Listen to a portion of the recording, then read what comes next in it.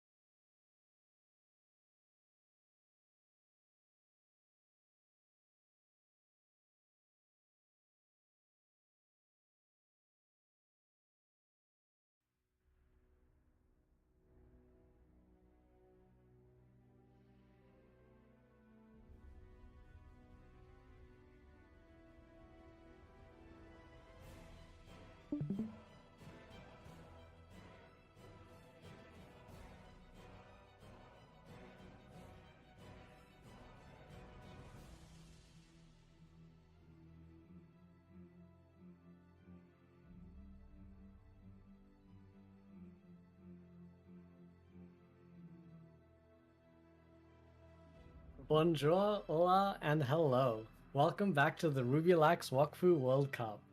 Today is the level 170 finals. I'm your host, Kuro, and with us joining me today we have our wonderful co-host, Tom and Tihan. Say hello. Oh. Hello there, everyone. Hi. My name is. Sorry. Hello there, everyone. My name is Tom, and today I hope you're all excited for the finals of the Rubilax Wakfu World Cup. Today is the level 170 bracket finals, and we'll be coming to the end of the exciting bouts and strength that have been shown throughout the tournament, and we're going to be deciding who has got the strength to be taking the crown of the champion. This World Cup is Rubilax's first server-wide PvP tournament focusing on bringing the community together with the chance to be crowned as the PvP champions of the entire server. Today, we have got 4 teams competing for a grand total of 100 million cameras and a new exclusive title for the champions backed by Ankama.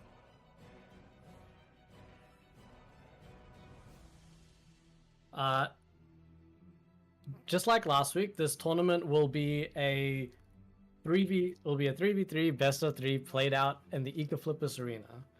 The maps will be randomly selected and consumables will not be allowed. Now unfortunately, our Spanish co-host Mouse is unable to be here today. So stepping in for her, we have the lovely Tihan as our new Spanish-speaking co-host. Hola, bienvenida Tihan.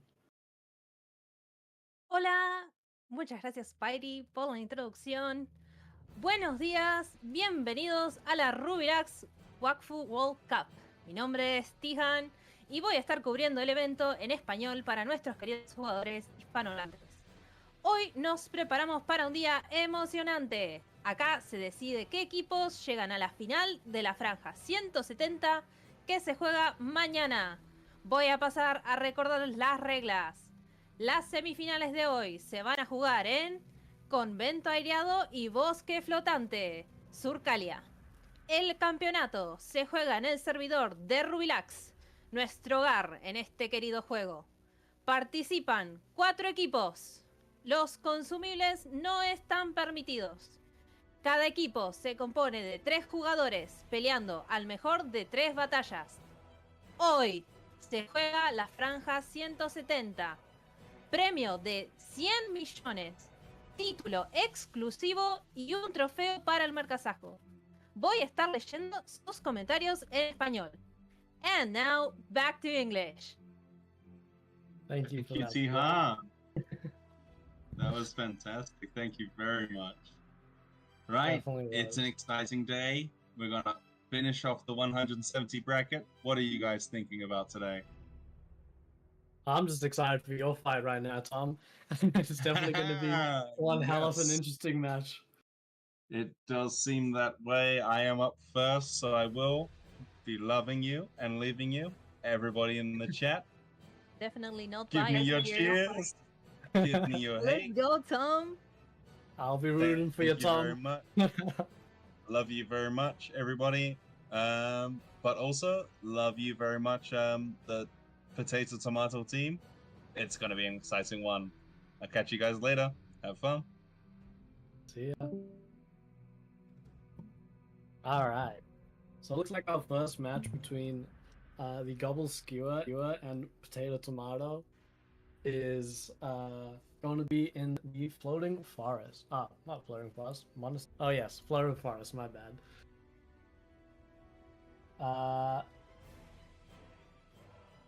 Definitely going to be an interesting fight, as we've seen from the previous 170 matches.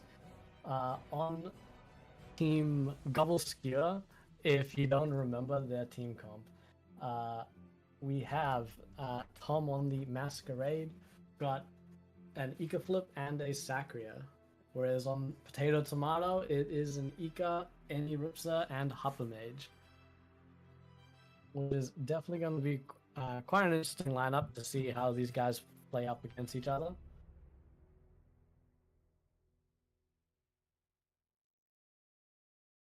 All right. I'll be picking up from where we're left.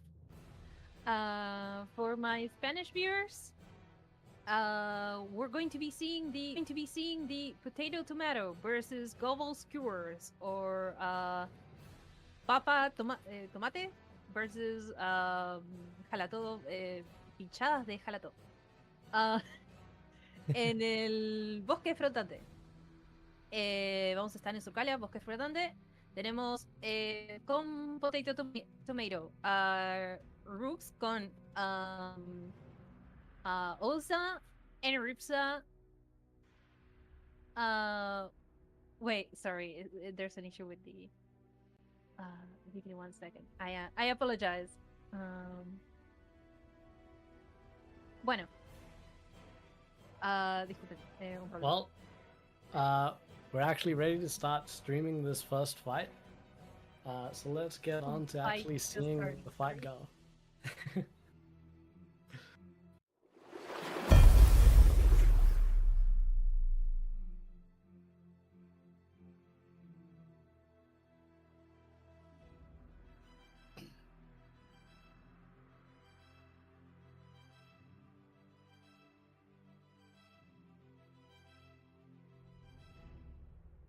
So Tian, who are you voting for? Who do you think is going to come out the victor in this Honestly, fight? I can't go back on. I'm sorry to rule, but a very original team. I have to put all my bets on that team. I'm sorry, it's just that Barrier is such a good player in general in Wakfu. Like I've been having the Definitely. pleasure of playing with him, and it's just that okay, if Barrier is on that team, then for me, I mean, I root for both of them. I'll be happy for both of them to win, but I do feel like it'll be a win for the Global Spears. Oh yeah, I've definitely seen Barry in action, and he is no joke. He's quite strong himself. It'll definitely be interesting to see how they actually face up against this. As we saw from the last fights, Capriel, Ika did a lot of damage. Interesting to see that they're kind of just setting up for this turn instead of going down towards the enemy team. They also seem to have swapped the initiative order. I think in the last 170 matches, Tom was the Masquerade was the one who actually went first. Now we have Ika going first. It's a very interesting choice. I agree. Everyone just seems to be setting up for now, though. Nothing too crazy happening at the moment. Well, on the bright side, it looks like Tom actually has got his proper level 170 build, unlike last time, having his level 20 build on with 30% res. So very, very, very glass cannon. Well, that's that's for damagers. I mean, at level 20, do you Hmm. really do?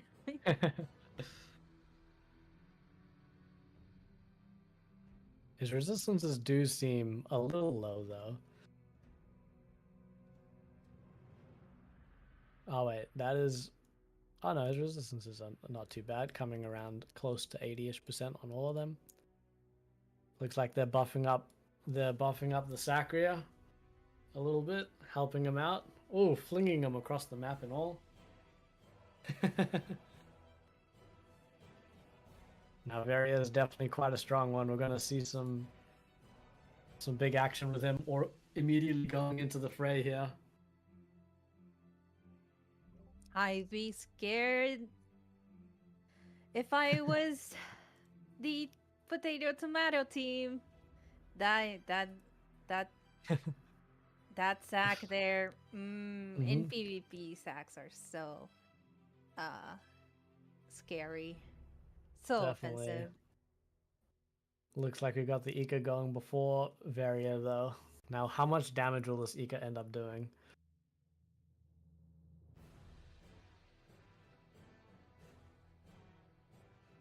Both coming in fairly similar resistances.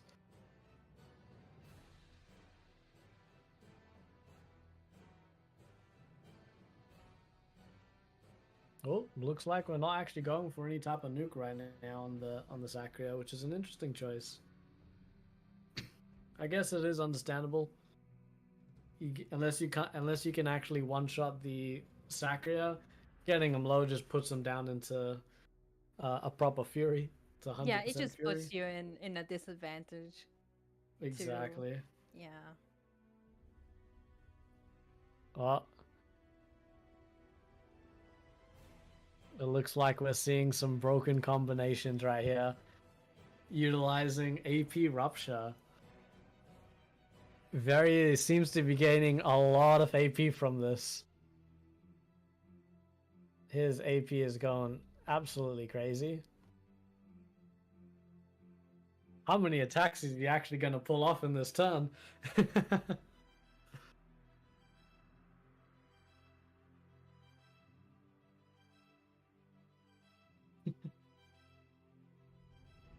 For a second there, I thought we were in a rift with the amount of attacks this Very is doing. That is Yeah. that is a lot of damage coming out on Varia. It looks like not enough time. looks like he could have done more if he had been able to keep going with it. So on the pre-battle preparations, we heard that Barrier will be rocking 12 AP build. So this is what the other side of the coin, if you could say that, Guru. He just ran out of time to spend all the AP. Well, yeah, he's currently abusing a mechanic with AP Rupture and Mania. Essentially using them both to constantly regain more and more AP. Just allowing him to absolutely spam a lot of spells. Oh, here comes some big damage on the Ika. Is he going to actually get the KO on the Any Rips though? What? It would seem not. Any Rips is still looking pretty healthy, thanks to that Hopper Mage healing. It's one of the reasons why I like Hopper Mage so much, is that they're just so versatile. They can offer a lot of healing, a lot of shielding, while still giving a lot of damage. We all have that one hopper friend that in times of need can either do a very, very big damage infliction or a big heal. It's just so useful all the time. For We sure. all have that one hopper on our team. Or two. We can see that Gero is not too happy with this state of affairs. They are indeed suffering just a little bit.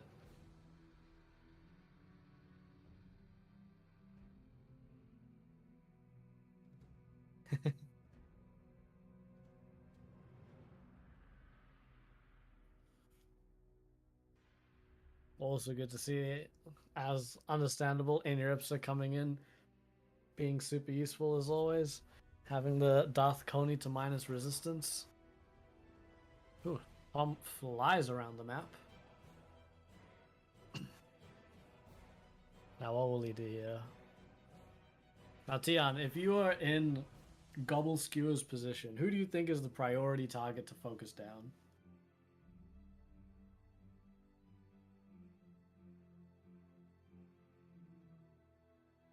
Oh. Seems Tian might have some connection issues, unfortunately. I do have some connection issues. Thank you very much. I shall repeat your question and I'll answer it. Yeah, so if you're in Gobble Skewer's position, or on Gobble Skewer's team, who do you think is the number one person to focus down? The Any, definitely. I mean, like, it's just.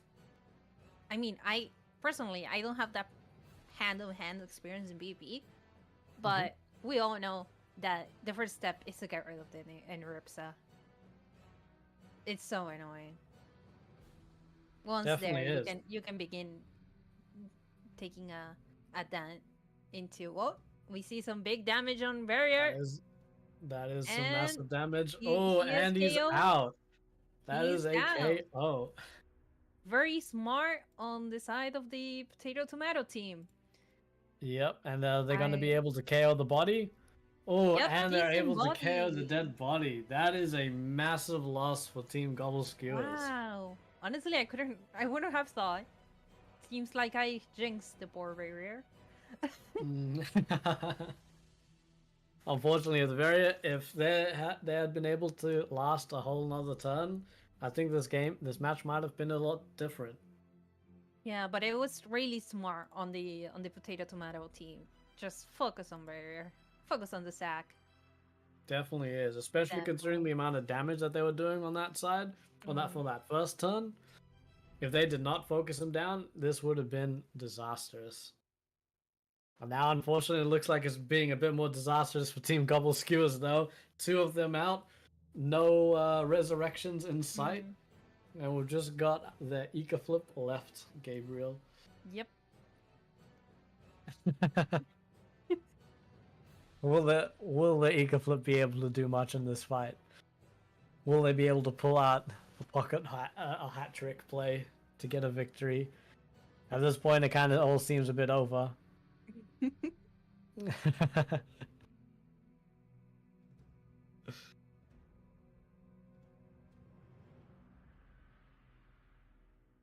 You can see Tom is quite upset to have already been dead so quickly. This fight's turning out to be a very fast fight indeed. Yeah, quite a wipeout. Honestly, I wasn't Yeah. expecting this. No, same. Considering some of the fights they were seeing in the 170 and 230 bracket in the last couple of days, or from last week's event, a lot of them were lasting quite a long time. Some of them even lasting like 45, 50 minutes.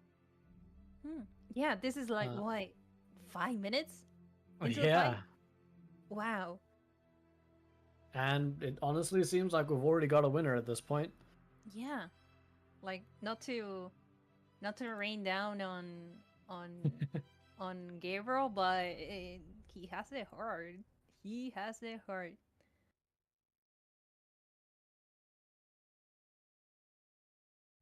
If you allow me, Kuro, I'll do some commenting on Spanish just so Of I course. can regain the poor introduction that I made for the teams.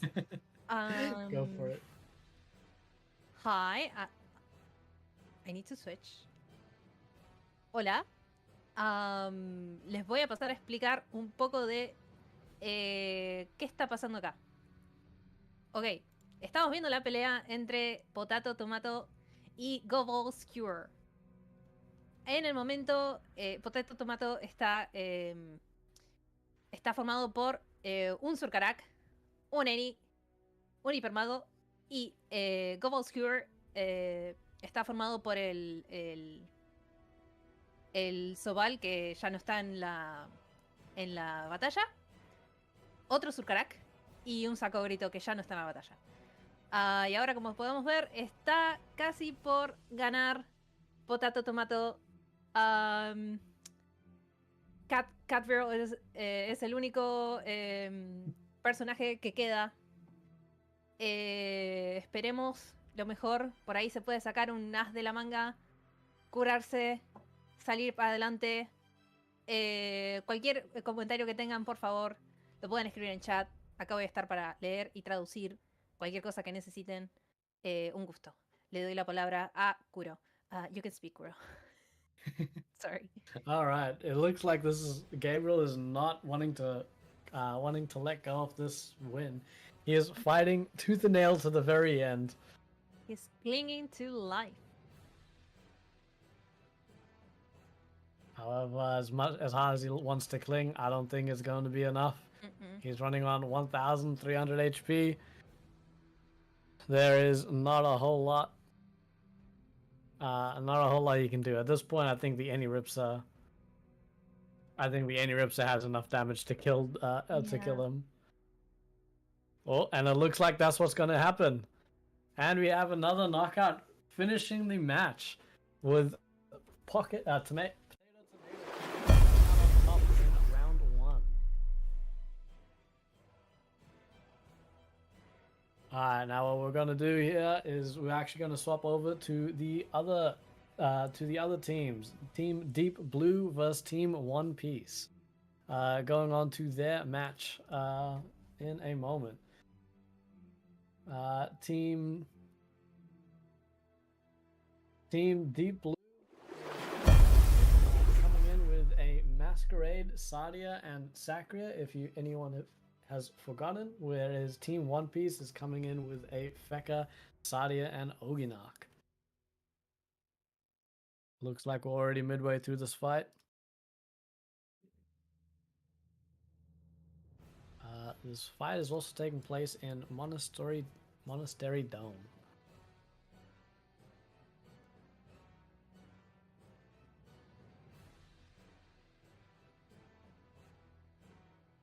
The Battle of the Sadies is definitely going to be going hard in this fight. It would seem. Already got plenty of cheese running around, or around the area.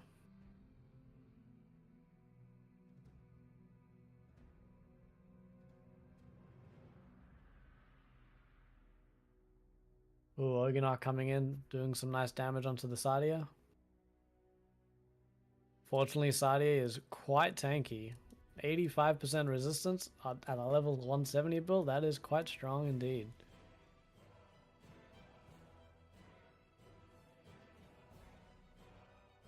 I know from what we saw in the...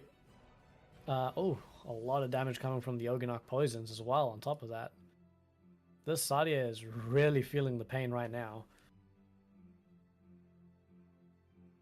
I know that we saw from the previous matches on the 170 bracket, One Piece is actually a very, very tanky team.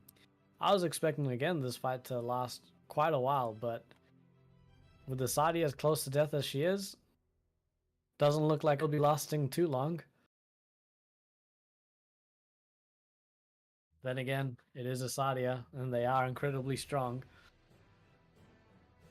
I wouldn't be surprised if this match goes on for still a fair bit longer.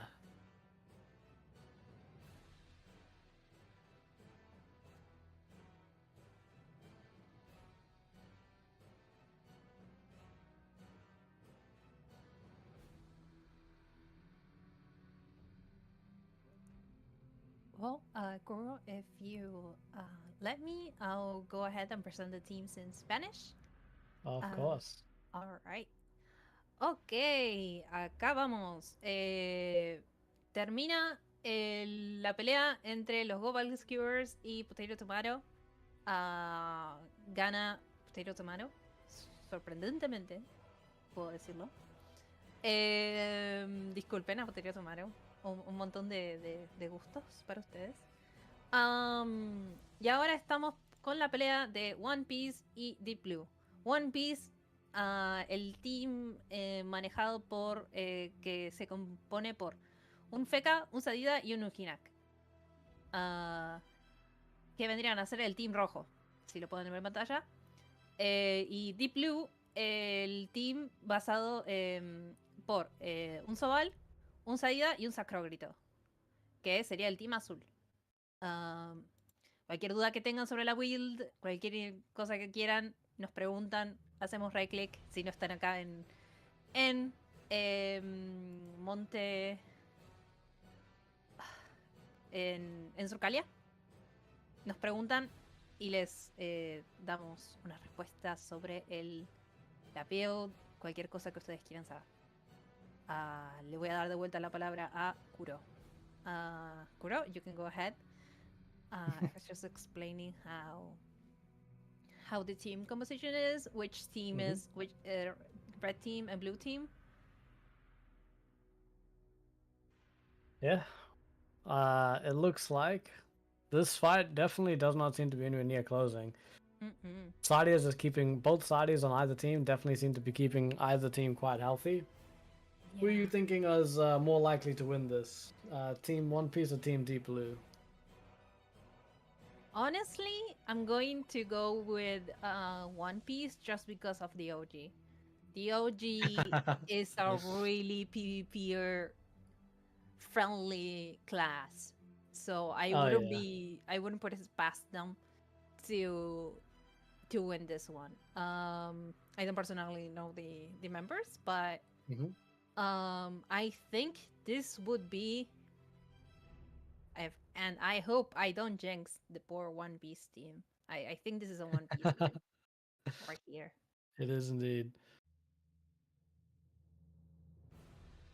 Yeah, judging from the matches from last time, like I said, Team One Piece is definitely quite strong. So I definitely think that they have an advantage over here, seeing as they came out previous from the previous matches last week, not losing a game, is very strong. Came out number one in their group.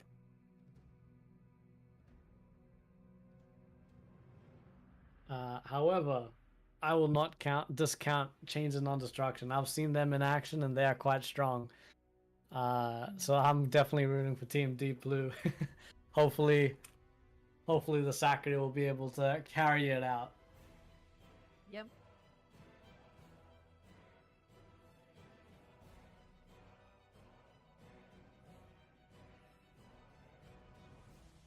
On the bright Pepero. side, Oh, sorry. I apologize.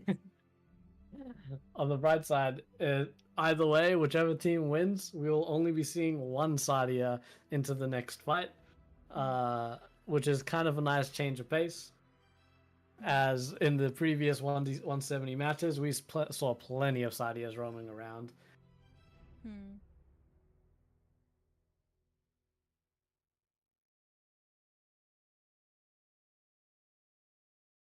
Here in chat, we're seeing some excitement for the fact that two Sadidas in one fight.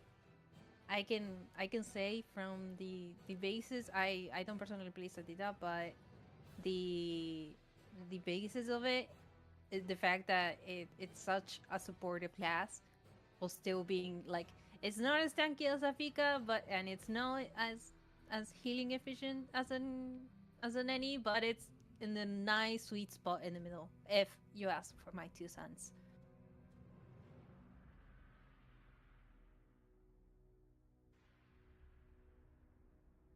It looks like we got some love in the chat for you.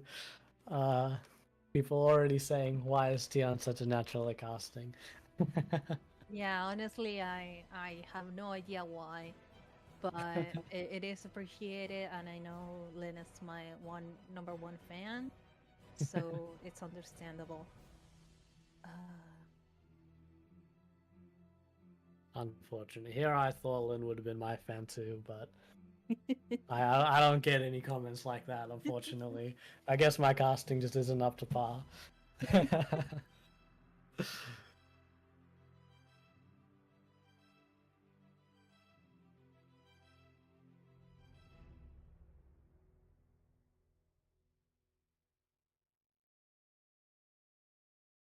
A lot of indecision here.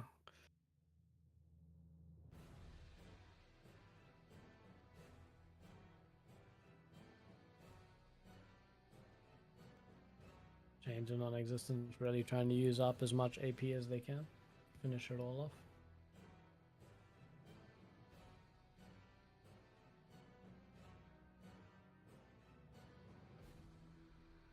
Interesting choice that they seem to be focusing the Sadia on both sides actually. Oganok going for the Sadia and Sakri going for the other Sadia. Makes sense, I guess, considering how strong they are, how much heals they give, and that they have a resurrection. Again, the same with the last round. Always go for the healer on PvP. Yep. Removing the healer definitely is going to be. It definitely is quite an important thing to do. Either immobilize the very offensive damage dealer, i.e. barrier, or go for the healer.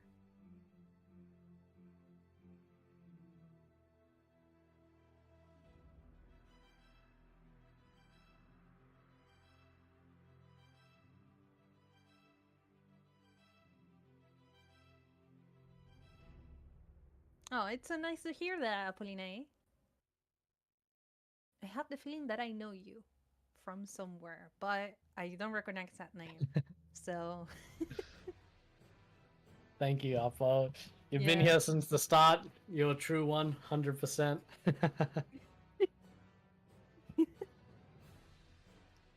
Always appreciate seeing you in chat talking.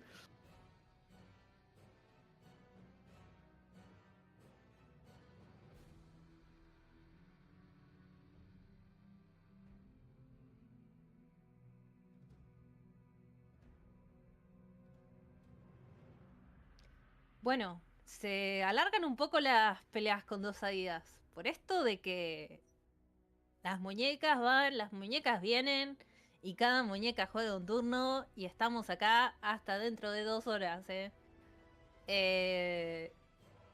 Me acuerdo en mi época que hay gente que decía, no juego con Saída porque la cantidad de tiempo que ocupan para jugar es horrible. Pero por suerte tengo entendido que eso ya pasó un poco. Bien calculado todo el juego alrededor. La verdad es que no soy muy familiar con la nueva, con el nuevo Saída que salió hace un par de meses ya. Así que no puedo comentar en eso, pero la verdad que la mitad de las entidades en el mapa son Sadida. Sadida, Sadida, Sadida. Going back to Kuro, I was just talking Thank you, about thank you. how once you're in, how Sadida can always make the fight so much longer. Oh yeah, Because definitely can. there's dolls everywhere, and every doll plays its turn. Oh and I- yeah, and I was- definitely is. Yeah, and I Quite a struggle. remember once in my time hearing Mhm. about how people didn't want to play with Sadidas just because of how long it takes for Sadidas to play, and Yeah. about how half the things on this map are Sadida. Sadida trees, Sadida dolls, the Sadida themselves. Oh yeah, definitely. I mean, this match definitely seems like it's gonna take quite a little while. So what we're gonna actually do is we're gonna head on the match while all these Sadia dolls have their turns. Hopefully, Tom is still alive. And we'll see how they're doing right now.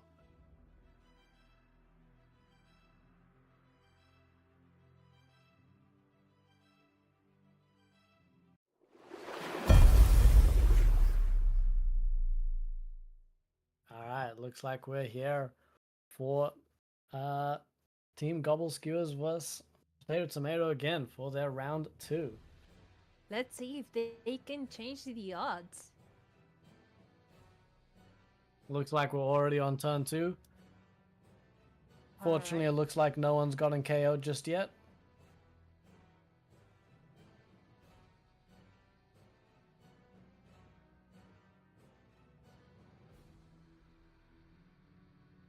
But coming on very soon here is, or right next, is actually going to be Pocket Cat. The Ika flip on red team on Potato Tomato. Last time turn 2 is where we saw them one-shotting Varia. Are we going to see a repeat of that this time? Oh, looks like not. Looks like they're focusing the other Ika. Dang. A lot of Oh, damage coming out. wow, dang. Is that going to be a kill? Oh, and it is a kill, unfortunately. On the bright side, here we have Tom. They weren't able to disembody, so Tom still has a chance at reviving here.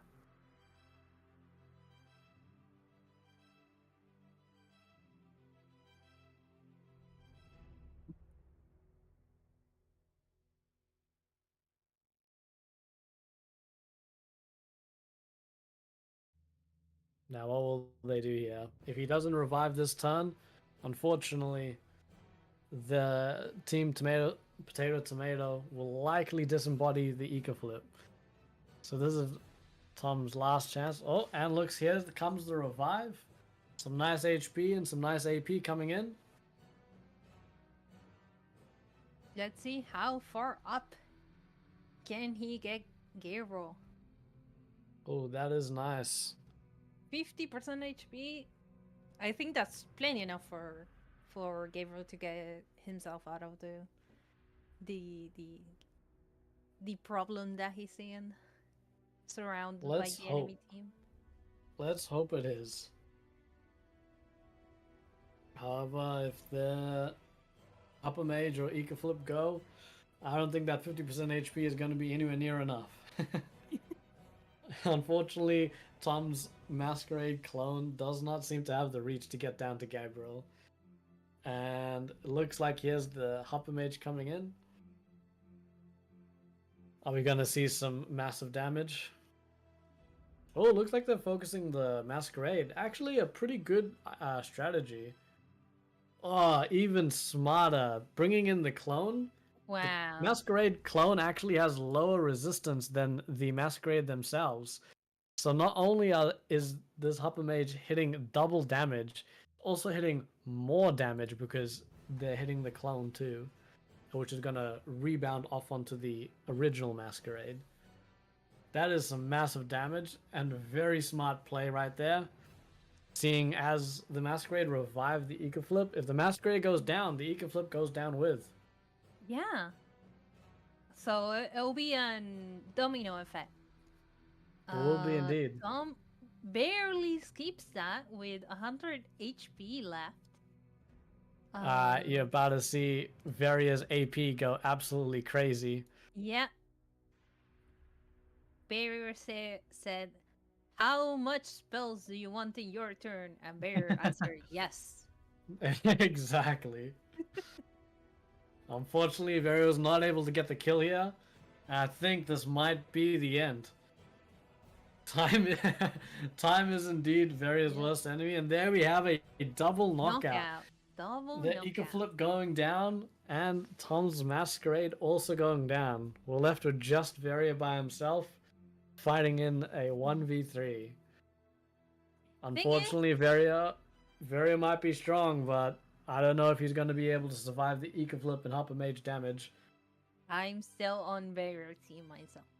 I think he can give them a bad time. I think so too. Yeah. Unfortunately, I don't think he's gonna have the time. He's gonna have the chance to do it though, because both the Ika flip and the Hopper Mage have their turn before Varia. Sackers might have some insane survivability, but I'm not sure if he can survive all of that.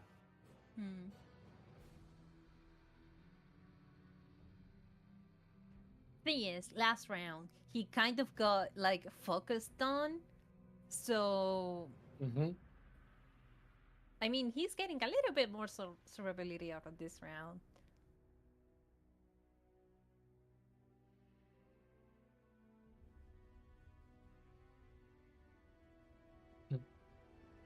Yeah, unfortunately, Varia definitely trying to tried to abuse the AP Rupture and Mania potential to its maximum, but time was just not on their side. They were not. Does not seem like they would have been able to pull a victory against Team Potato Tomato. They're just too strong. Looks like we've got the cats just running around buying some time. Maybe to think about their plans.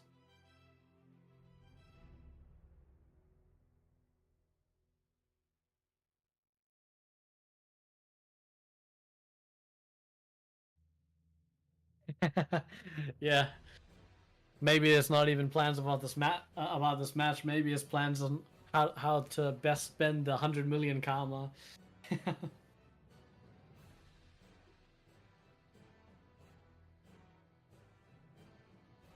100 million Kama that go home tomorrow to the respective winner of Yeah. 170. Yeah, 170 gets 100 million Kamas for the winner. So it's quite a bit. Oh, Quite a bit. surprisingly, it looks like Varia actually does get to have a single turn here. Yeah. Now, how much will he be able to do? Let's see if he can drag someone with him to the grave. He's got so much, using so many spells all at once. Yeah. Absolutely crazy the amount of AP We being have a spent. knockdown. Oh no! Oh, If Varia wow. has the time, there's a massive knockout. Can he get a victory on this? Oh. This is some insane. This might be the Wow. most insanest turnaround I've ever seen. Common barrier W. Common barrier W. That was absolutely insane. I said it. He got the three of them, and he slapped them three across the face. Does not step down. Now here's the thing though. If he can survive this turn, honestly, they might actually have a chance. I did not Yeah. think that this would be the case, but it seemed I'm- that leaving the Sacria for last was a vital mistake. Yep.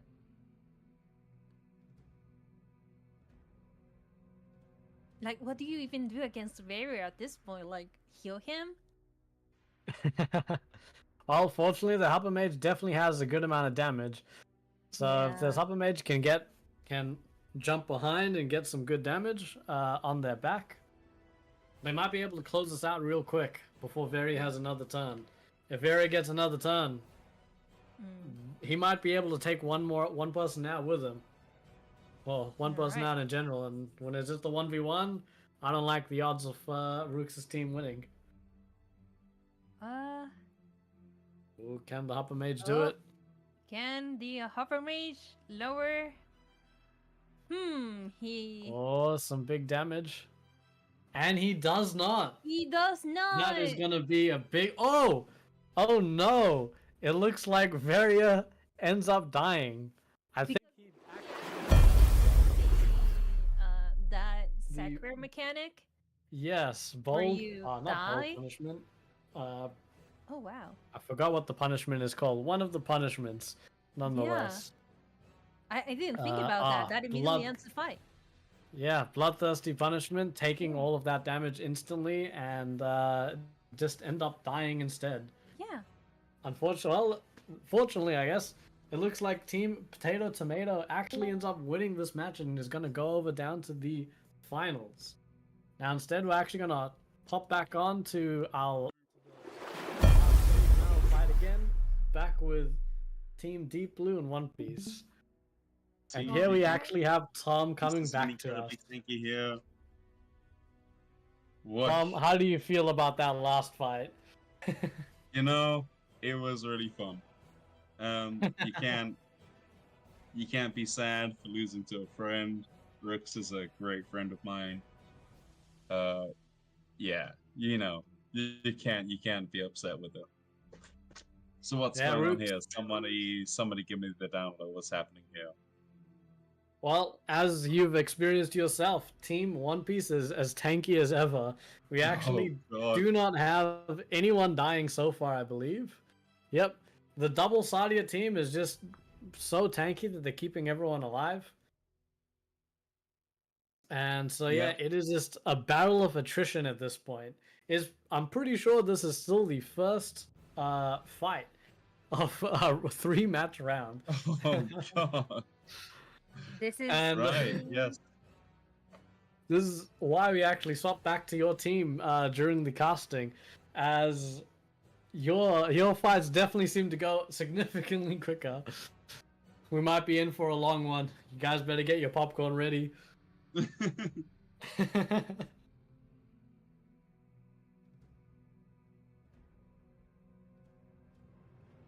yeah. Some of the commentary we were doing while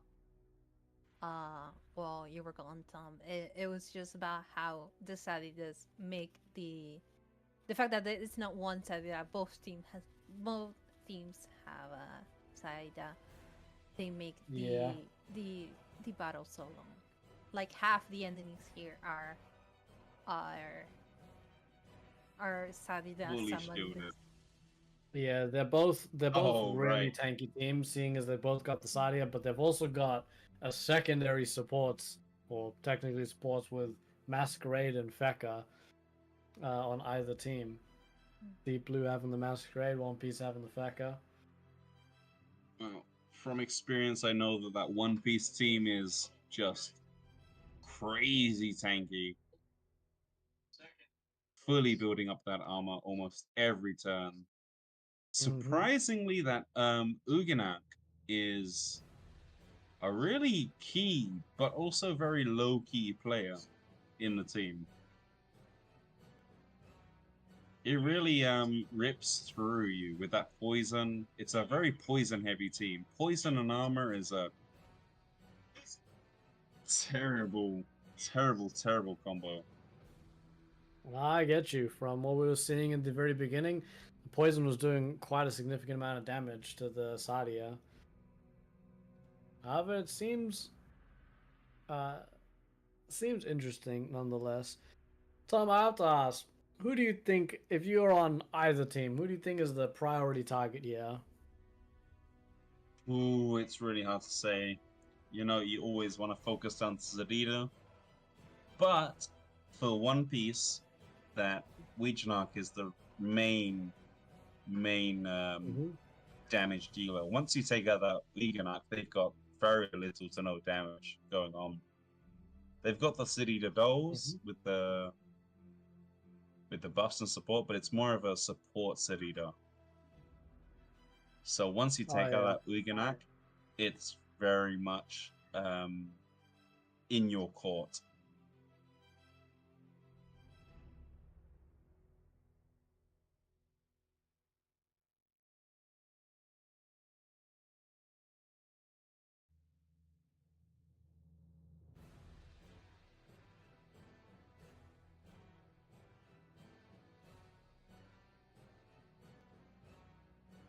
Unfortunately, that seemed to be the original plan, is taking out the Sadias, but it doesn't seem to be the plan anymore. Well, so it's easier said than As- done to take out a City to. Yep. They both have seem just gotten a too lot of tanky. love, as we've seen from the knockouts. Sarita has proven to be a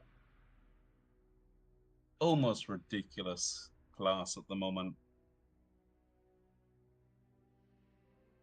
Oh, looks like we have Mouse in chat. Unfortunately, she's not able to be here. She's got a family trip. But it's nice to see her checking in on the stream. Hi, Love you, Mouse. Mouse. Keeping the seat warm for you.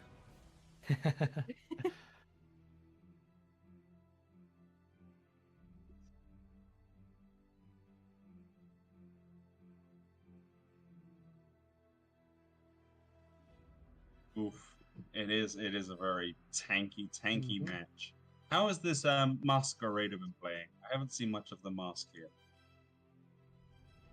Yeah, well, I mean, it's no wonder, seeing as half the team comp is, or half the turns are just Thalia dolls and trees at the moment. Hard to see any of them properly in action right now. But Masquerade seems to be doing pretty solid. They're Did a you know fairly I love tanky I love a Masquerade. masquerader? I'm always Oh, on the yeah. masquerader's side. Irregardless, the masquerader can pull it back from the brink. hmm Unfortunately, it's not looking too hot for the Masquerade right now, being really low on HP. Hoagie not coming in, focusing them. And the It poisons never themselves does. might Oof. actually kill him, seeing as they got poisons both on the clone and the actual Masquerade. Aye, that's a terrible mistake to make.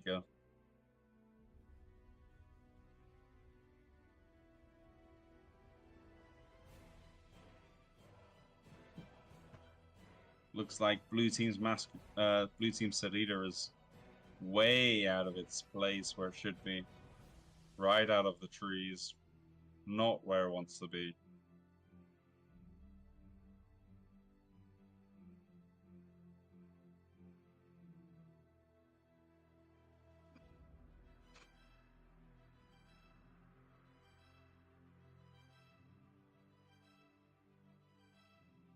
Is that the Masquerader and its clone both on the canine glyph? It is indeed. Oi, that's not where you want to be. Yeah, like I said, that Ouijanak is just plays that it plays that class so well. One Piece plays that Ouijanak so well. You say that it got nerfed, but it's just when it's played well, it's not nerfed at all. From an outsider's perspective, telling apart the clone from the real masquerader is really hard. So we appreciate the Yep. clarification.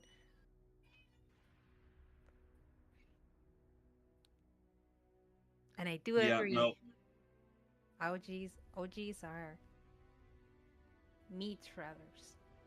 they just stand there and they just take it and give it. It's very rough for anybody going against an experienced Ouija player. Mm.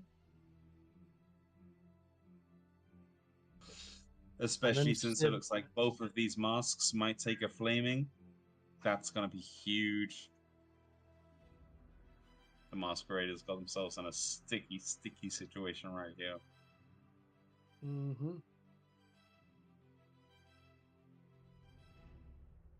From experience, this interested to One see- Piece team is really tough to break through. Definitely, I'm interested to see in chat. Please let us know which team do you think is looking like they're gonna be winning? Team One Piece or Team Deep Blue?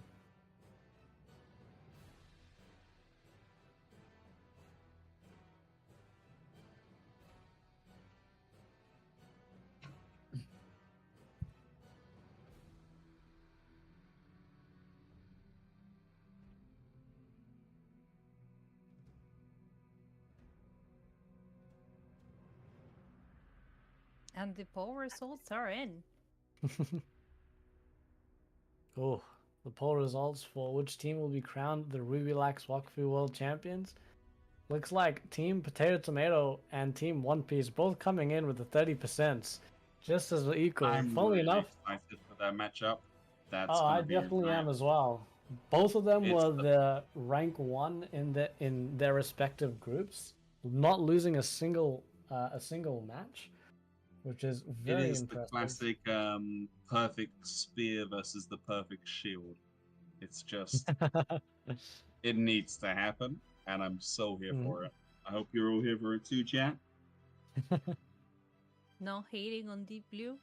We do No, we, hate to we Deep do Blue. root for them too, but the ball's the ball, the No. trend's the trend.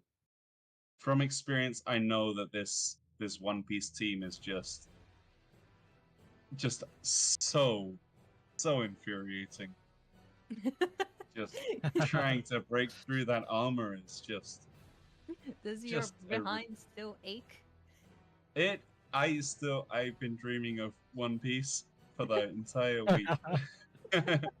I've been preparing. I've been hoping. Did you watch the One Piece anime during this whole week? I've not You should even. have started it. I've It's just been only punching drywall in preparation. it's only 1,100 episodes. I'm sure you could finish that in a week if you binged it. Maybe it could have given you the advantage. Really understand what goes on the in the same One Piece thing, team isn't it? mind. You tried to catch up on One Piece, but it keeps coming out. It's almost idiomatic. It's beautiful. How much it represents the real thing. Oh yeah. It really comes down to these Seditas.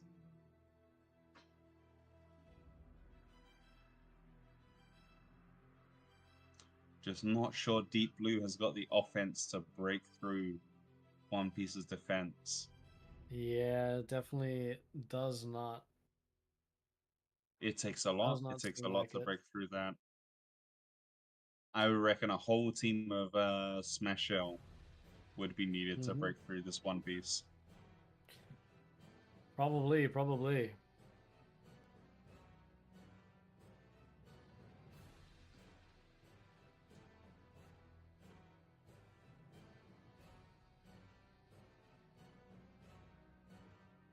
Also, yeah, if we did actually, if Ankama had let us know about the Twitch drops being out right now, believe me, we definitely would have been streaming on Twitch as well.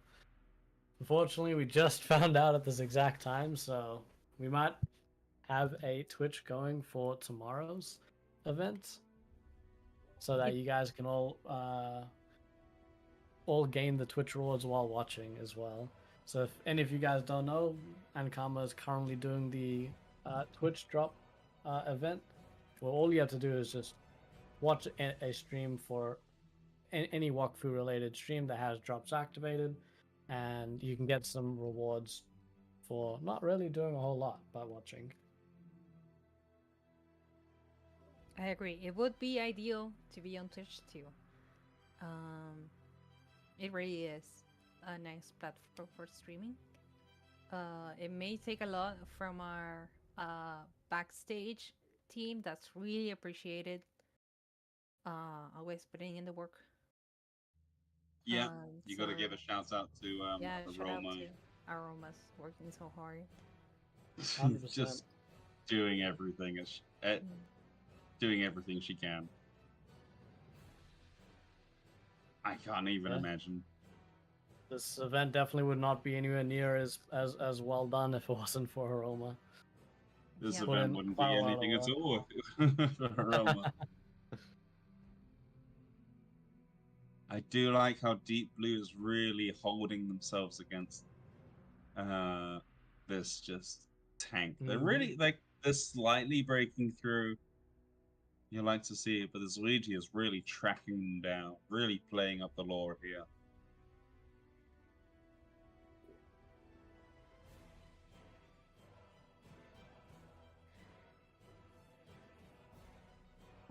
All right. Seems like my time is up. I have other things to attend to, sadly. But I'll Thank be you, Tihan, for joining us. I'll be joining back tomorrow. On the finals for the 170 and 230 bracket. I am very excited. I hope to see you all there. We'll look forward to seeing you there then, Tian. Thank you for coming and casting for us for today's event. Otherwise, I would have been left all by myself while Tom was fighting his best against Team Potato. Yep. Thank you, Queen Tihan, coming through. You're welcome. Thank you for having me. Spanish-speaking community here. I'll say my goodbyes to the Spanish community as well. Lastimosamente me tengo que ir. No voy a poder seguir estando. Otras cosas que tengo que hacer. Los veo mañana. Mañana, a esta hora, vamos a estar cubriendo las finales. Las finales del 170 y 230 vamos a estar cubriendo. Estate acá. Vení. Está. Porque se juega todo. Si hay un día en el que tiene que estar, estén hoy. Esté mañana. Esté mañana sábado. Disfrutemos. Estemos juntos como comunidad. Y demostremos que Rubilax sigue vivo. Rubilax sigue estando. Mucho gusto, gracias por tenerme. Y me retiro. Disfruten del torneo. Un gusto. Adiós, adiós Kuro. Adiós Tom. See Hey, ya. thank you, Sihan. Love you a million. We've got lots of love for Tihan in the chat here going on. Thank you, Apollinaire. Thank you, Portlaid. Right, right. We're still at the just trying to break through stage. Nobody's died yet, which is impressive feat. Impressive feat against the One Piece team. Definitely is. Deeply, really giving it their all. Yeah. I was really expecting that Masquerade to be dying at some point soon, but he just keeps on going. They The Sakura is tend also to quite do low. that. Mm-hmm. But that's where a Sakura wants to be. That's Well, we've just got what Sakura's love. That's why I can't play a Sakura. It gives me too much stress to be at that low HP. I remember the amount of times I've been sitting on 1 HP and I've just been like, you know what? I'm fine. Yeah, that's what Sakura's love to be. I say, do you want to be healed? And they say, no. I say, okay. No, I'm good. 1 I'm HP? good. I'm That's just very good over here. plenty. Unless you're going Oh. against Roots, who can seemingly do 1 million damage per turn. It doesn't matter if you have 50,000, 52 AP per turn against a massive amount of DPS like that. It does seem impossible. This team of Feka Sadi Igi is just defense, like personified. It's just beautiful. I know it's not the most exciting thing for our viewers here, but the technical play from One Piece, just keeping up that defense, keeping up that armor is just a sight to behold.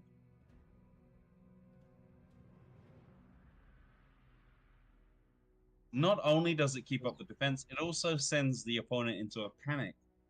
Like, what do we do? How do we break through this? I'm starting to worry.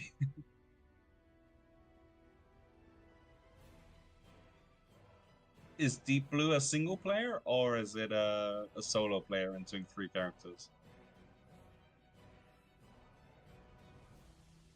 I believe both teams are a single player using their 3 characters each. This is a battle of willpower almost. Can Deep Definitely Blue is. hold their willpower, hold their... Oh, there's some massive damage. We finally have an actual knockout. That There is we a go. massive One Piece change. That is massive. Once you take out one member of the One Piece team, it does seem like that whole core falls apart. There we go, and they've disembodied it. The Sadida cannot bring it back. That was the Sadida going down, was it? Oof, that is worrying. It is indeed. Feka standing there in its peace armor.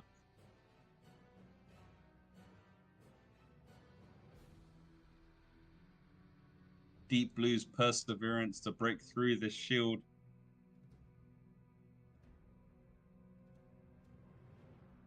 Has paid off, it seems.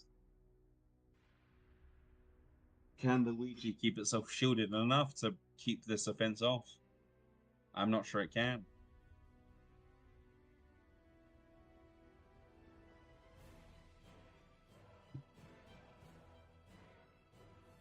We got Tea Time Candle back in the chat. Thank you, Tea Time Candle. I was just about to say. Absolute unit of a supporter here. Been here for every single match. Give some love for Tea Time Candle. And yeah, it looks This like is a mental game. It is a mental game. It is. Oh, who's gonna give up here? Who gave up? Oh no, I didn't see who gave up here. it looks like they're still going. Oh, that was a commentator. Yes, we That have. was the referee. So we have made it through to Ah. turn to past turn 10 onto turn 11, and the referee has decided to call it there, with Team One Piece actually losing, seeing as the Sadia has already died. Yep. It ends The up being a backbone of the 3v2. Yeah. team. It was the first to break through. Whoever could break through was the winner. Seemed like Deep Blue took it. Now that is a surprising turn of That events. definitely is quite surprising. We're going to be seeing here in round 2, though. Once again, Team Deep Blue and One Piece is battling it out. If Team Deep Blue actually gets a second win here, then looks like they would actually be upsetting this, going for the finals. Yeah, that was an incredible upset there. I don't think any of us expected One Piece's defense to break there, but that was a huge burst of damage. It Completely definitely was. unexpected. Fittingly for the name, completely out of the blue. Definitely was quite a long fight. That fight actually lasting a whole 60 minutes, actually. Almost exactly. Yeah, it would have hit to the referee. I think if Deep Blue didn't manage to get a kill there, then it would have gone to One Piece on referee's decision. So it was absolutely critical that Deep Blue managed to get the knockout there. Mm-hmm. Massive And play yes, here. tea time. It Does was show indeed that the 1 One Piece hour. defensive core can be broken through. Definitely does. Definitely does show that. What we deemed nigh impossible was actually possible. Was it 1 hour? Says Tea Time Candle. It was just about an hour long. Yeah, 60 minutes and 50 seconds, actually. Oh, 60 minutes and 40 seconds, my bad. As I think Just our over an longest hour. fight so far. It was. Somebody needs to do it. Somebody needs to break through. We've got Pepe Perot Lalo, a diehard One Piece supporter, it seems here. Pepe Peru, how do you think about One Piece's chances on the second match?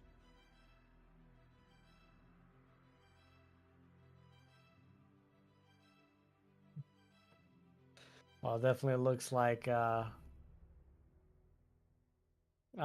this next fight hopefully is not gonna take as long as last time, but we might be in for another long one. It depends. They're all going to be shuffling their gear, shuffling their spells, trying to outthink the other team.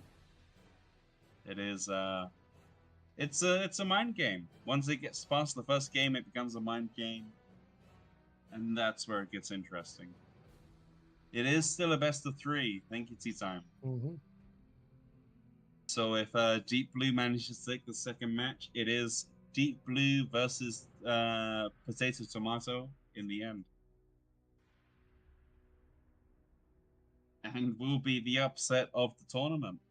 I'm pretty sure everyone was hoping for the ultimate defense versus the ultimate offense, but it does seem like Deep Blue's perseverance is managing to push through. Yeah, so we're just taking a little bit of extra time here to let the players get ready with their stuff. Hopefully this fight will begin shortly.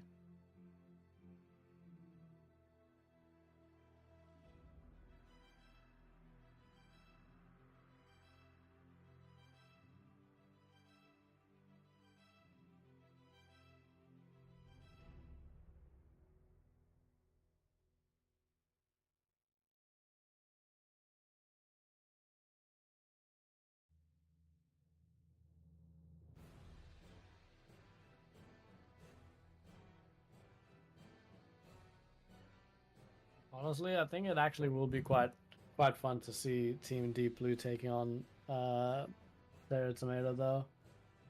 Not They're a very being balanced team, yeah, which is nice to definitely be see. quite an I'm upset. glad that we don't have anything particularly overwhelming here tonight. And we don't have any. Well, we've got one piece particularly defensive, but we don't have anything outrageously offensive tonight. It will be an interesting match. They say the best counter to stall teams, which I would class one piece. I would class one piece as a stall team. The best counter to a stall team is a balanced team, but hyper offensive teams can overwhelm balanced teams before they get a chance to set up. We shall see.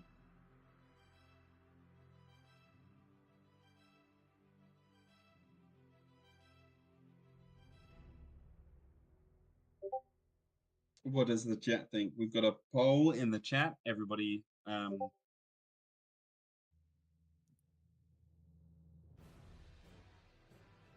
Looks like people are currently favoring Team Deep Blue.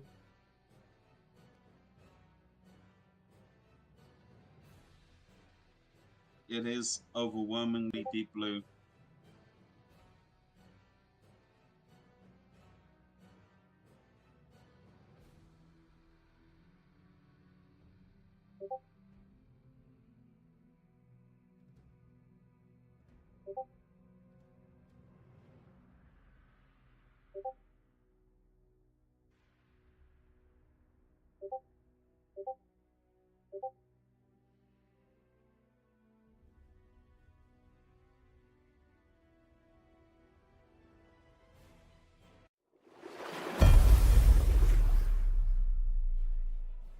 Right, we are jumping into the second match now. Tea time, saying don't forget to stay hydrated. That is important. You've got the Sedita setting up.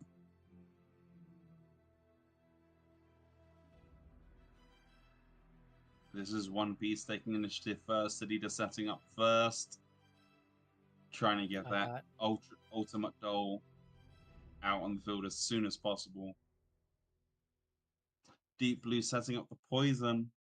Trying to break through that armor, which seemed to be the key to breaking through that One Piece team. As we all know, that armor breaks through that. Poison breaks through that armor. Setting up that poison could be key for Deep Blue here.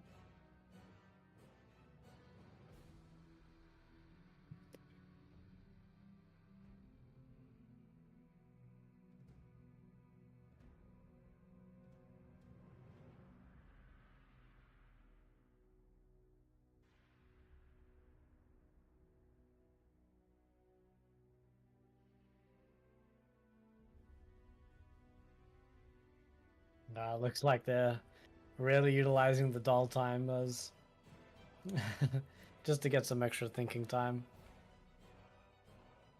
Some damage coming on already onto. Yeah, trying to get that chip through before the armor starts going in. Mm-hmm. One Piece running in, setting up that prey. Looks like we got the Oganok attacking the Sacria, interestingly enough. It is quite a good idea. I think if they're able to get the Sacria out straight away, it greatly improves their overall chances of just getting a victory real fast. Seeing as we saw with last fight, focusing the Sadia or focusing the Masquerade, it definitely didn't go too far. Shielding and healing was just too much. The Sakura basically killing themselves just to deal damage. At this point, it might actually just be smarter to keep fighting that.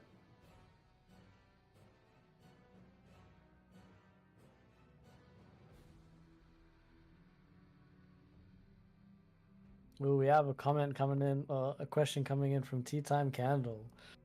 How do you think of a strategy in PvP in general? Is it similar to one you do in PvE? Well, not at all. Oh, now that is the question. That is the question of all time. It really Well, how? differs because PvP is so varied. Like we see now, it's a very defensive team. But for any other PvP team, it could be incredibly different. Well, yeah, I think for me, the biggest difference that I see when it comes to how you're preparing or your overall strategy when it comes for PvP or PvE. PvE, at least you can typically check up guides on, like, say, the dungeons that you might be doing and learn what the mechanics are, and then basically properly um, prepare to either fight with those mechanics or have strategies to go around some of the mechanics. Definitely making it overall a bit easier, once you've done it a few times. PvP, on the other hand, any fight that you can do is going to be a completely different fight. People that you're going to be fighting against, the builds that you're going to be completely different. Strategies, play styles, all that can change at per fight. Not You can't really prepare the same way, seeing as you just genuinely can't know everyone's overall You can't playstyle and predict strats. what's going to happen, how they're going to move, how they're going Exactly. to. So with Yeah, PvP, it with definitely comes PvE, down. it seems it's a lot more rigid. You can almost count the number of tiles something's going to move after you've done Hmm. it a while. With PvP, Exactly. it's people, and people are unpredictable. Like for now, For they've sure. absolutely kidnapped this region arc. Is that the region arc? Yeah, they've It kidnapped is this region indeed. arc. The region arc does not want to be here. Mhm. That's the thing with PvP is just a lot more thinking involved on the go and coming up with your best strategies while everything is going down. Basically, just reacting to what's happening essentially and coming up with these strats.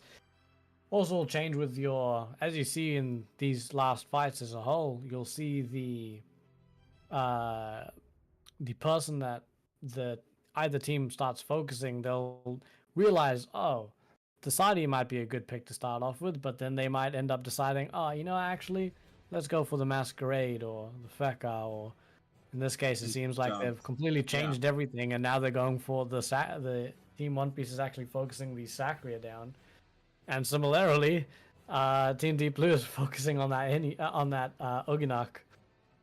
Yeah. And you have no idea what's going to happen. It's a lot more volatile PvP, is what we're Definitely saying. is. We've got the results of the polling. We've got 69 nice percent Nice. going in for Deep Blue. Deep Blue looking like the favorite to win here, which is Hmm. interesting. People have got faith in their ability to break through this armor. Um, let's see if One Piece can really put out the stall. I really do like a stall team. I really do like a very defensive team. I know it's not the most interesting for people to watch, but throughout all of my gaming history, I've loved to watch a stall team succeed. It's just No, I get you you. see, Believe me.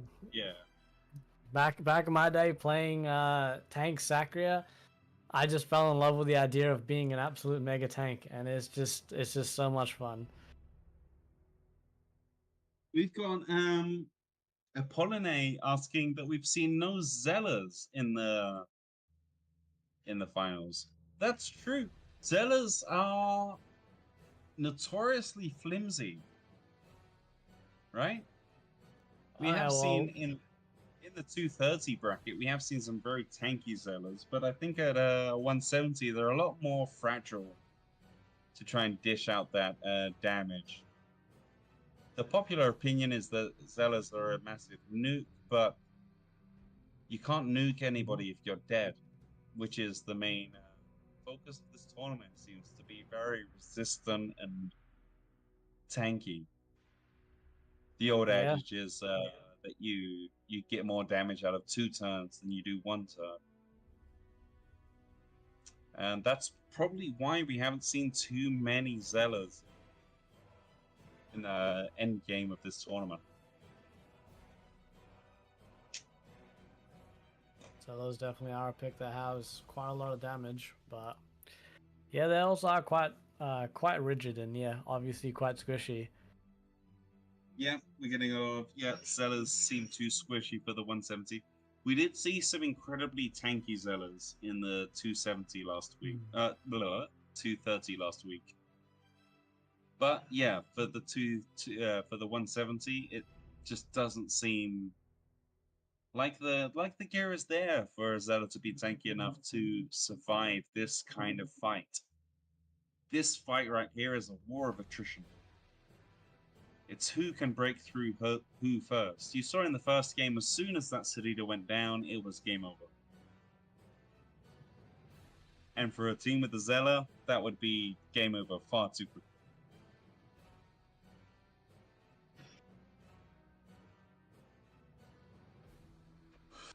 Although, it does seem like this mask has cornered the Fecker. Although does Deep Blue seem to be spreading itself too thin, targeting the Fecker, targeting the Ouija, targeting everything.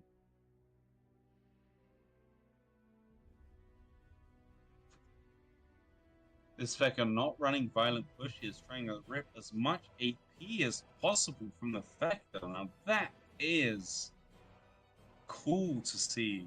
I do like to see that. It's quite funny seeing the way their teams are split. Sadia and Sadia down at the bottom, Oginok and Sakura up at the top, and the Feka Masquerades down just in the middle, all against each other, having their all separate fights. Yeah, like, it is 1v1v1v1. It really just feels like the ultimate anime battle right here. It is. Who breaks through first? Who breaks through someone first, and then they can join the other person and break through them. It is a very tanky tournament. Nobody wants to lose here. They've all built for high resistance. Here we're going to see the Ouijanek. What is it going to do here?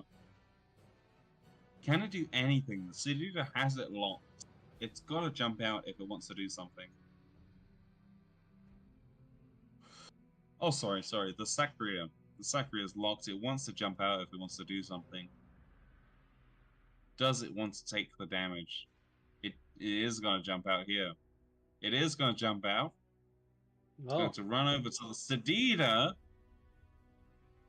Interesting. He's debated the Ouijanek there. He's going for the Sedita. He's ripping through that armor like it's butter. Interesting choice as well. Decided to have his back facing the Sadia. Oh, never mind. That was a bug on my part. If a Sedita is going to do anything, it's going to push. It's going to get out of there as much as it can. It is surrounded by the enemy, though, and not within a tree. This is not where the Sedita wants to be. The Greedy's going to come in, try and chip some damage onto that Sakura. Oh. It's going to Khmer Sakura away. Now that is a play. Is it enough? I don't think it is. Sakuras have a lot of mobility.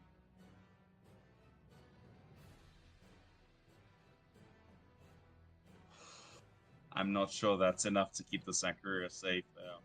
It is an interesting choice to move Oh! the Sakura down. Ooh, Now bringing the that's Sadia an all the way back up. interesting play. That's cool. It's Khmer'ing the Sedita away from the Sakura and Khmer'ing the Sakura away from the Sedita. Now that's an interesting play right there. One Piece really showing his technical knowledge there.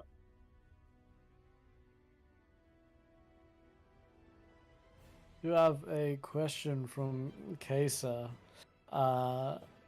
asking from Kasa's point of view, why Ankama can't seem to balance the classes? Always seem like one way or another. Now Now, it's personally, going to be really difficult for that question. There Yeah. are 16 classes at the moment. I think 12? there's 18. 18 even. Wow. Right, so balancing 18 classes to be balanced in both PvP and PvE is much more of a difficult challenge than just the onlooker might realize. Something might be really strong in PvE. Like, look at Legion Mag. After the nerfs, it's not that strong in PvE. However, as we're seeing from One Piece, this Legion Mag is just fearsome. So balancing, it's basically having two different games. So balancing 18 different classes for two different games at the same time is just a tremendous feat. I'm still Definitely waiting is. on the mask buff, the mask, and Oh, I'm yeah. sure you're still waiting on the Yop buffs, the Yop rework. Yup, rework is definitely what I'm waiting for. It But does yeah. seem like Ankama is focusing on just buffing all of the classes at the moment. We had the Any, sure. we had the Sadie, we had a bunch of classes get just buffed to high heaven. And then a lot of content to challenge those buffs. If I could say that. Definitely. It does seem like I mean, they're at not the end of the not a day- massive team, Ankama, are they? They're not. They're no, not they huge. they definitely are not. I mean, at the end of the day, you can also see with a lot of Ankama's changes is that they definitely seem to be prioritizing PvE changes or changes to classes in relation to PvE rather than PvP. And yeah, actually also see that generally speaking, pretty much every class is viable in any real content in the game, which at least is really nice. There's no like classes that are completely useless in any of the dungeons or anything like that.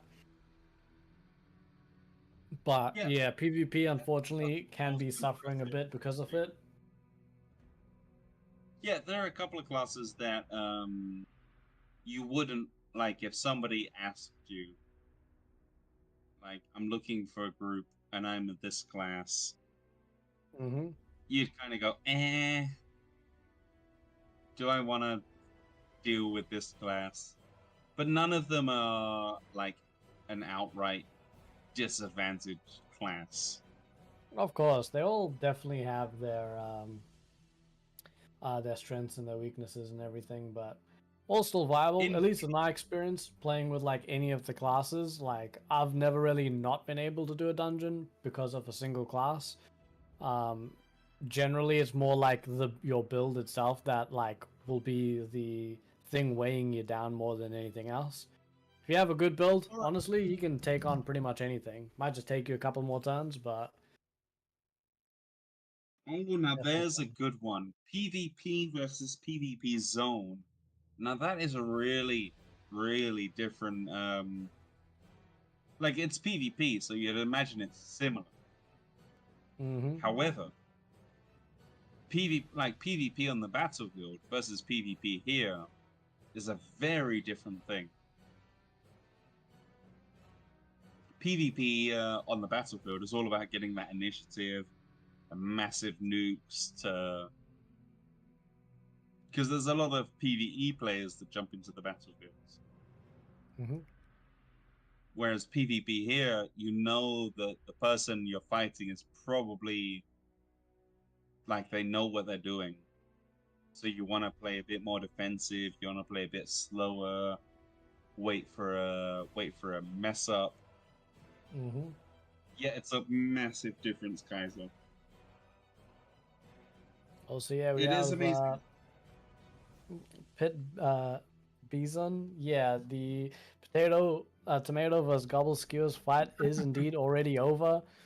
I mean, that's why we have Tom back here.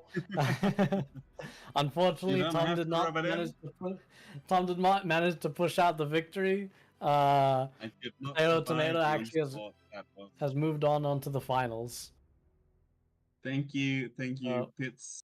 Fitzbison, After thank this you fight, for. depending whoever wins, will move on to the finals as well to go fight against Potato Tomato. Yeah, it's going to be an interesting one. It's either going to be a hyper defense or a balanced team breaking through. Mm-hmm. Now, I can tell you from my little experience, it was only 2 turns, 3 turns maximum. The potato tomato team is just does a lot of damage, a lot of damage. If the teams don't manage to keep that Hopper Mage or keep that Icky Flip away, it's a lot of damage. Here we've got up on the format, we've got 3 unique classes, so every team should be about different-ish. 600 million cameras in the whole prize pool. It's 100 million cameras per bracket, which is a massive amount, a game-changing amount. Mm-hmm. What would you do with 100 million cameras, Kuro? 100 mil. That's barely enough to afford my level 230 set. So you'd build half a 230 I million. build half a 230 set right there. At my 230 up, that's the plan for it anyway. Other than that, I mean, for me, people who know me know I'm quite the achievement hunter. I've been aiming to get like every achievement in the game, and I'm definitely almost there. So all that's really left is just the challenges tab, doing every dungeon on Stasis 5 ALS. So if I was to win the 100 mil, it'd honestly just go towards making some good ALS sets. Yeah, help me take on that's really Stasis nice. 5. Yeah, Especially with some of the ultimate bosses. Oh, they are some difficult stuff. and they can be challenging. What do you make of the new update Tauros boss? Honestly, well, originally he was incredibly easy. Upon initial release, he just seemed super chill. I killed him without even realizing at first. But the latest hotfix actually changed a little bit how he works. Now making it that you actually have to properly play by his mechanics, which is pretty fair. Definitely still seems a lot easier than I thought it would be. But yeah, the difficulty definitely does quite a lot of damage nonetheless, and he is still quite tanky if you're not playing by those mechanics and everything as well. Definitely a dungeon that I think is quite farmable though.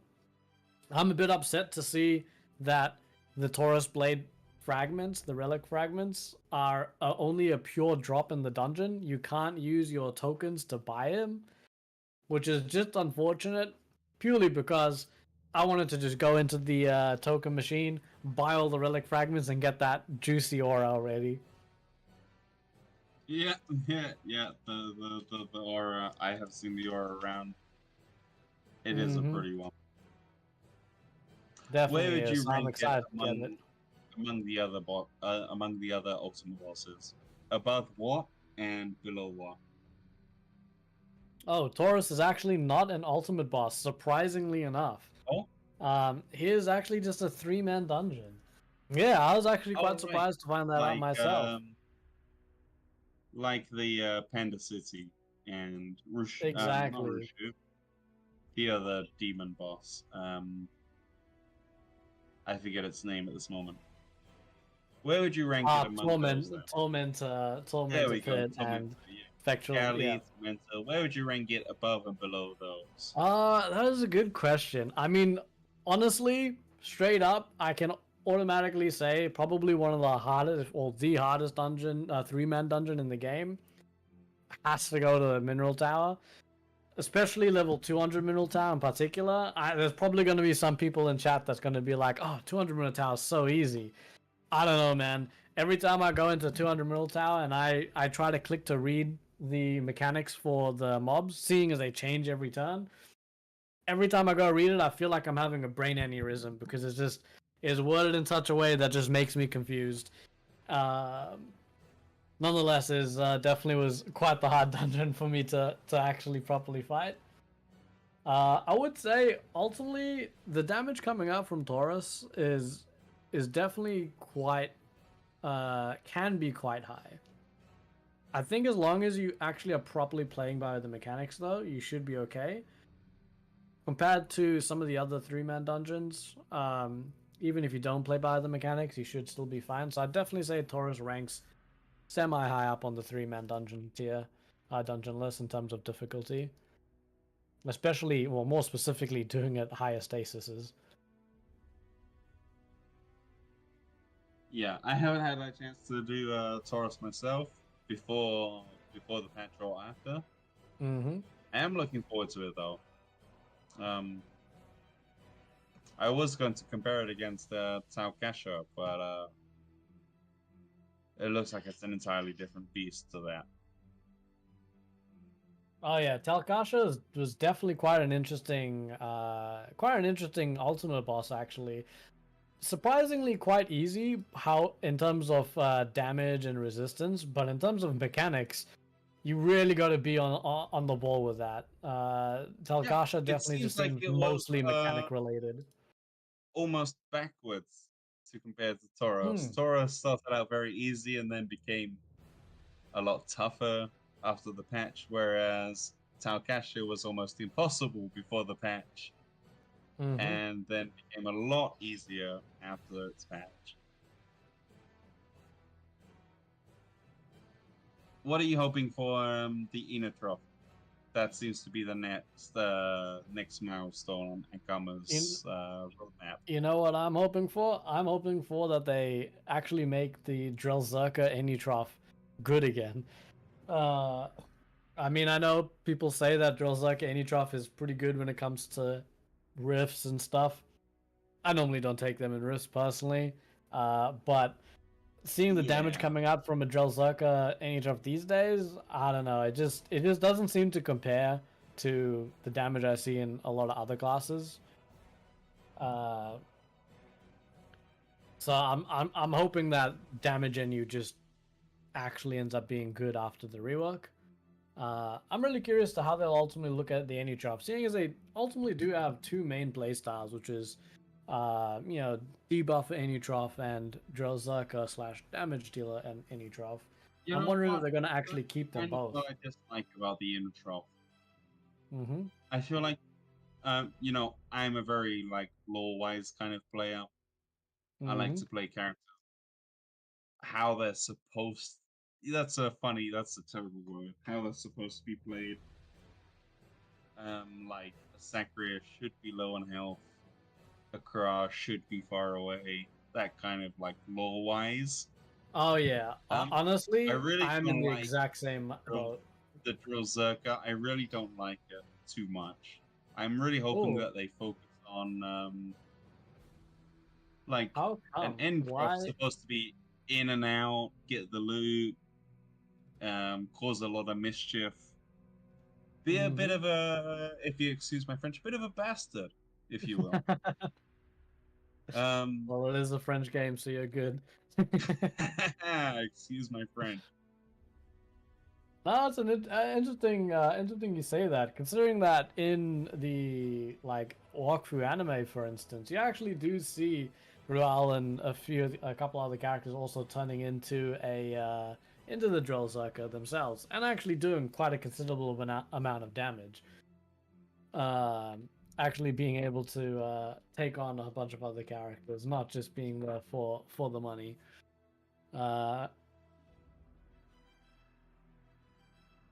But I'm still in agreement with you generally. I personally do agree that classes should be more a bit more focused on the lore where Kras are going to be from max range hitting you from across the map. I think that'd just be pretty cool. Probably might be a bit painful to play against though. I mean, yeah, but there's that's the point of it. You get counters to it. We got some messages in the chat talking about the PvP, about how it's very gear based. Do you have would you have any suggestions? If you was head of Ankama, if you could make anything happen to do with this, how would you change the gear system to do with PvP and PvE? That is actually quite a good question. Now, It's a difficult question. It's a good one, it but it's a definitely difficult is. Without really affecting PvE, that is the main problem. Because I mean, understandably, in every MMO, it is typically going to be gear based on how strong you are. That's just how MMOs typically work. So changing anything else, like anything about the gears, to make it like more based in or better for proper PvPs is going to be a little hard. I do like the idea of having PvP game modes, so and like having it so that maybe everything is properly fair. Like for instance, if we had in battlefields where instead of you go into battlefields with your own gear, you actually go in with like an emblem or something with specific amount of stats that everybody gets, so it's like more fair um in terms of everyone's strength. That would be a pretty cool idea in my opinion, because then it really would be a lot more based on who's actually got better strategy and whatnot. Something a bit more similar to like a chess game at that point. But I think that would Yeah, definitely be a lot of fun. However, you would lose definitely. the entire aspect of wanting to show off your build and Yeah, beat people you'd up with have to your have strong build. you'd have to have 3 or 4 emblems per class Mm. for it to keep that same level of uniqueness to each You're class. right, because I guess at the end of the day, when you have certain classes that, because like you could Yeah, just give a lot of healing on say every class and a lot of damage on every class, and the damage dealers, they're not going to use the healing. The healers not really going to use the damage, but you exactly. have classes like Masquerade that do both. They're going to be doubling up and getting a lot Or from it. even, I know we've seen a lot of Interripsers, but even an Interripser class, like you've seen some Interripsers are very Hmm. disruptive, some are very healing, some are very even you've seen some offensive Interripsers. Oh yeah. Um yeah, so like yeah, it would take a lot of work to set that kind of system in place. Hmm. I would actually like a proper PvP leaderboard though. Right now, the current PvP leaderboard is more based on your merit that you get from battlefields. However, it's not very indicative of what's actually the best PvP era by any means. Um, and you'll just see that like people who just farm and do the actual PvP event will typically get a lot of merit and a lot of rewards from that, and rank up quite highly without necessarily winning any PvP fights. At least that's what I did. I didn't actually do Yeah. any PvP in the battlefields, and I got my rank up all the way up. I like the humble admission to it. Right, let's look back to the match. Where are we at? It looks like a lot of the characters are very close to the edge here. We've Hmm. got a Sedita without any shields, without any trees. We've got the two ultra powerful Powerfuls dolls. just standing Um, in the corner with each other. just having a face off over here. I really quite enjoying that. It's very amusing to me. But the Seed Eater has got its back to the Sacria. That is not a place you want to be, especially since you've seen that Sacrias can rack up Hmm. like 52 AP every turn. You really don't want to be in that position. Oh yeah. So I don't think Chains of Non-Existence is abusing that same mechanic that Varia was. Well, looks like the Argonaut coming in onto the Sacria. We'll be able to close this gap. Ooh, transforming. Putting the poisons on already. They look glyphs.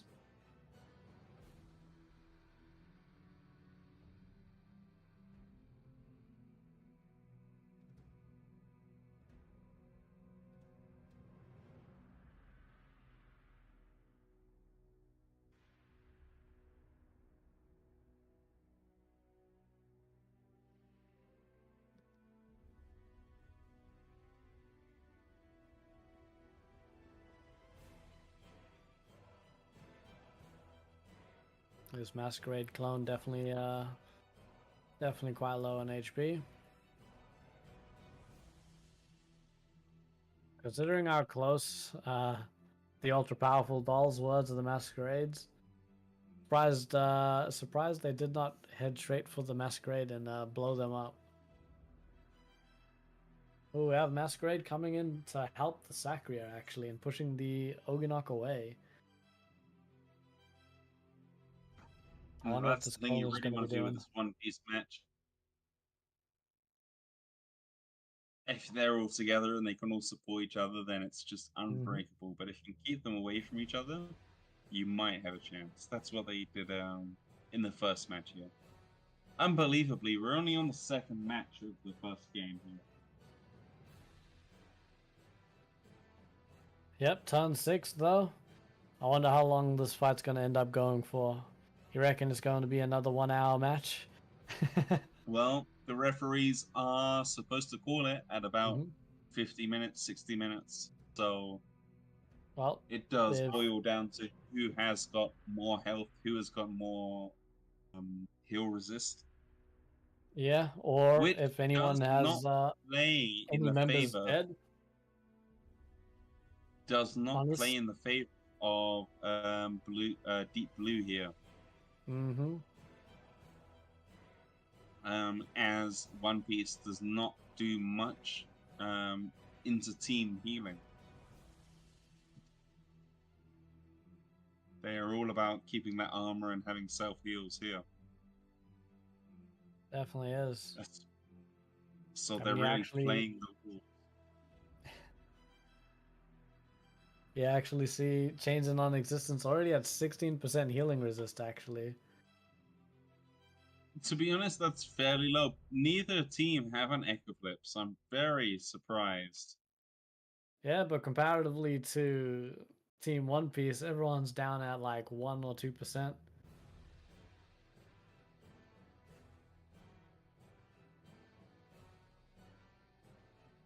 Yeah. But it's still much lower than you'd expect for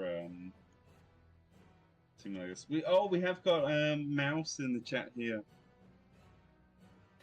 Thank you, Mouse, for stopping by. Big shout outs to Mouse. We do love our mousy poos here. Well, she's decided to head off now, unfortunately.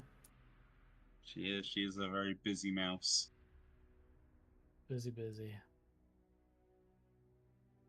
We've got Search O saying hashtag city to things. Oh my god. Yes. Hashtag city to things. Cities are just incredibly powerful, incredible backbone in this meta game. You've seen here they can either do a lot of damage, a lot of shielding and healing. Oof.